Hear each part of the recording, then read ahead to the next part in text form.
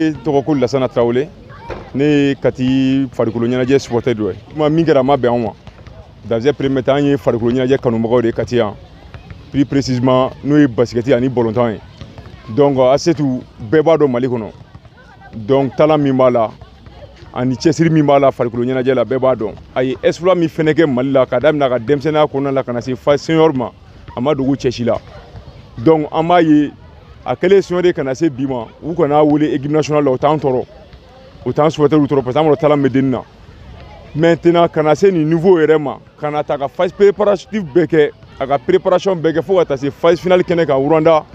an ma se ka min faamu surɔ an balila ka ye page kan nin k'a y'a kan k'a fɔ k'u ye Asetu bɔ lisi in na vraiment a ma bɛn anw ma a y'an dusuma kasi bien sûr que Maliko de don mais an bɛ fɛn dɔ de kɔ ni maliyɛn bɛɛ ka laɲini ye bi o ye Malikurako in de système kɔrɔ min tun bɛ sen na joueurs tali ni équipe nationale sélection na que ça soit basket que ça soit football n'importe quelle discipline min bɛ se ka min kɛ u ka taa k'o bila o la mais ka tali de kɛ ka dɔ ɲɛda lajɛ walima ka dɔ bɔrɔ jate minɛ walima ka dɔ ka vie de jate minɛ k'a bɔ a la ko fɛn tɛ bɔ a la vraiment Mali ka bɔ o dingɛ de kɔnɔ parce que mɔgɔ o mɔgɔ bɛ basket dɔn Mali kɔnɔ bi mɔgɔ o mɔgɔ bɛ farikolo ɲɛnajɛ in dɔn bi i kɔni i b'a Asetu in dɔn mɔgɔ min don a y'a ka fɛn bɛɛ kɛ Mali la k'a ban Mali équipebaw bɛɛ b'a dɔn wa u bɛɛ b'a ye ka jouer donc an ka se phase finale kɛnɛ kan bi Rwanda l'entraîneur est parti avec 12 joueuses an ka yala grande surprise ko mɔgɔ kelen bɔ don ka tila ka mɔgɔ wɛrɛ don phase finale kɛnɛ kan tiɲɛ la a y'an tɔɔrɔ a ma bɛn anw ma ne yɛrɛ bɛ mɔgɔ fɔlɔ min accusé o ye fédération nin parce que je ne peux pas comprendre une fédération quand même a se ka déplacer avec 12 joueurs olu de b'aw ka responsabilité kɔnɔna na donc an ka département technique se ka taa décision foyi ta phase finale kɛnɛ kan ko fédération t'a kalama n'o y'a sɔrɔ o taara mɔgɔw bɛ ɲɔgɔn tɛrɛ 13 tɛ 12 de don an b'a bɛɛ kɛ d'identité la an b'a bɛɛ tɔgɔ dɔn ni yɛlɛma tun bɛ don a la an t'a fɔ k'u kana ta a taara parce que talent dɔ de b'a la maintenant n'a kun tɛ ta u kun k'a to yan u kun tɛ k'a wele a bɛ wagati bɔ mais u m'a bali a ka exploit la k'a daminɛ a ka phase cadeau ni fɛnw na ka na a kɛra NPP ni fɛnw bɛɛ Mali la bɛɛ b'a dɔn meilleur rebondeur a y'o sɔrɔ yan ka kɛ meilleur 3 points a y'o bɛɛ marqué yan 3 contre 3 a bɛ taa Mali représenter kuma o kuma ni titre bɛ na individuel fara collectif kan a y'a bɛɛ sɔrɔ an ye donc bi k'a ye bi fɛn fɛn wolo an t'a fɔ k'u tɛ se basket la dɛ mais dennin ka jɔyɔrɔ a ka mérite Mali kɔnɔ quoi u k'a dɔn a ye quoi u k'a ka chance d'a ma a bɛ se ka min kɛ équipe première in na an k'o ye quoi o de y'an ka laɲini ye ko in y'an tɔɔrɔ an mago bɛ entraîneur ka explication na an mago bɛ fédération ka explication fɛnɛ la wa an bɛ fɛ nin ka k'a bannen nin Asetu dɔrɔn tɛ dɛ a bɛ ka kɛ mɔgɔ camanw na mais Asetu ta y'an bɛɛ tɔɔrɔ bi parce que c'est l'un des meilleurs basketteurs au Mali aujourd'hui taabolo in a ka se ka yɛlɛma Mali kɔnɔ n'u kɔni sélection ka se ka k'a ɲɛma entraîneur ɲɛnɛmaw ka taliw kɛ u ka mɔgɔ ɲɛnɛmaw sélectionné u k'u ta an ka taa ni ballontan ni basket fara ballontan kan an ka baara kɛ ten Mali bɛ se ka exploit baden de kɛ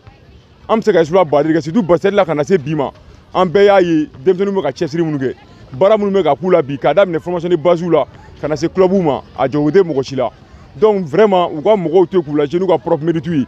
an t'a fɔ ko kɔfɛmɔgɔw tɛ se ka jouer dɛ mais u ka na n'u ka propre valeur ye quoi n bɛ bɔ yan fɛ n bɛ bɔ yan fɛ an b'a dɔn Maguwi bɛ ninnu an b'a dɔn koyi an ye bɔlɔnw de ta ka na se nin niveau ma bi u bɛ minnu t'a sɔrɔ k'a don olu kun facilement n'o ye kɔfɛmɔgɔw ye u b'olu ta de k'olu lancer u ka équipe wɛrɛw sɔrɔ mais an minnu bɛ yan u b'a fɔ ko mankan tɛ b'o la fɛn tɛ b'o la donc vraiment Malikurako in na nin ko ninnu ka ban min ka kɛ ye min ye o ka d'o ma min jɔyɔrɔ ye min ye o ka d'o ma an b'o dɔrɔn de kɔ. Anunu Kulibali ne ye basketkɛla ye a y'an bɔkun bi o ye k'an ka dusumakasi yira ko min kɛra Rwanda Kigali surɔ a cunna an kan a balala an na an ma sigi n'a ye donc an wulila ni o ko de ye bi n ko nin ko in nin tɛ se ka laban Asetu ye an dɔgɔnin de ye a n'an ye basketi kɛ ɲɔgɔn fɛ an y'a ye yan ka b'a fitinin ka se fo bi ma a ye ko o ko kɛ Mali in kɔnɔ bɛɛ y'a ye a ma dogo mɔgɔ si la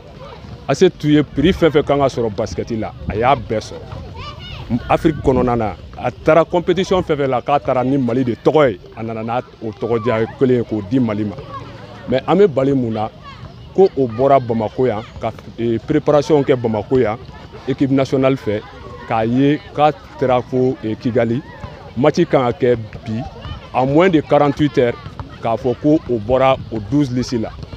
suko ni dugusɛjɛ cɛ ko dɔ bɔra yen ka na bila o cɛ ma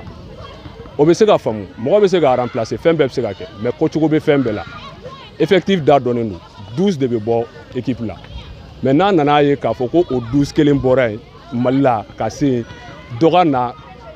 kunsɛn cɛ ka ni i jɔ o cɛ ma an b'a dɔn Asetu bɛ se ka ko min kɛ équipe in ye an b'a dɔn a bɛ se ka nafa min na don équipe in ye ka tila k'a ye dɔ ka na a tɛ jouer poste min na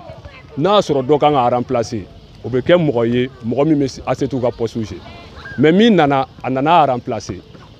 a kɛra pivot kɛra 7 ye ka aile kɛ 2 ye ka Menezi kɛ 3 ye a remplacement kan ka kɛ dɔ ka na k'o ka ɲi ni dɔ ye an bɛ se k'o faamu a bɛ pivot de bɔ yen ka na ni mɔgɔ wɛrɛ mais Asetu nana bɔ yen cogo min na an ma se k'o yɔrɔ de faamu an mago bɛ explication de la k'a dɔn mun de nana ni nin ye mun de ye nin kɛ ani an tɛ fɛ ka nin ye bilen diɲɛ in yɛrɛ kɔnɔ o de y'an bɔkun ye bi.